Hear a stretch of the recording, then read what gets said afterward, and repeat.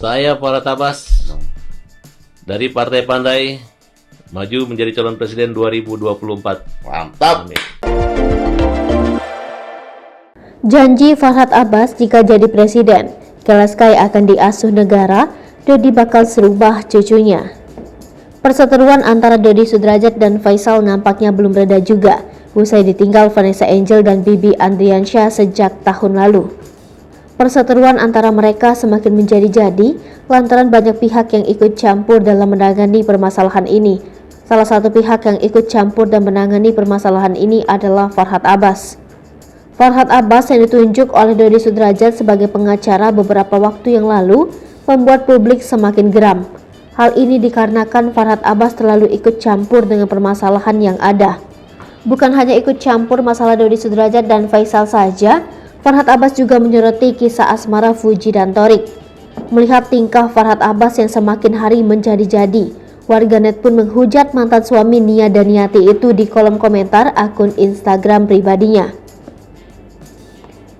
Ternyata selain menangani kasus Dodi Sudrajat, Farhad Abbas saat ini sedang gencar-gencarnya mencari nama untuk mencalonkan diri sebagai Presiden Republik Indonesia di tahun 2024 mendatang. Akan mencalonkan diri sebagai presiden selanjutnya, Farhad Abbas pun sudah memikirkan rencananya ketika ia terpilih. Salah satu rencana Farhad Abbas mendatang ketika ia menjadi presiden adalah membuat Dodi Sudrajat dan Faisal satu rumah. Hal ini bak petanda mantan suami Nia Daniati itu ingin mendamaikan Dodi Sudrajat dan Faisal. Rencana mendamaikan keduanya pun Farhad Abbas posting di Instastory akun Instagram pribadinya. Tak hanya membuat Dodi Sudrajat dan Faisal tinggal satu rumah untuk merawat Galaskai, Farhad Abbas juga mengancam anak Vanessa Angel itu diurus oleh negara jika keduanya masih saja ribut. Para pembuli dikatakan juga akan diampuni oleh Farhad Abbas. Diterangkan juga kalau orang yang mengadu domba dianggap culas.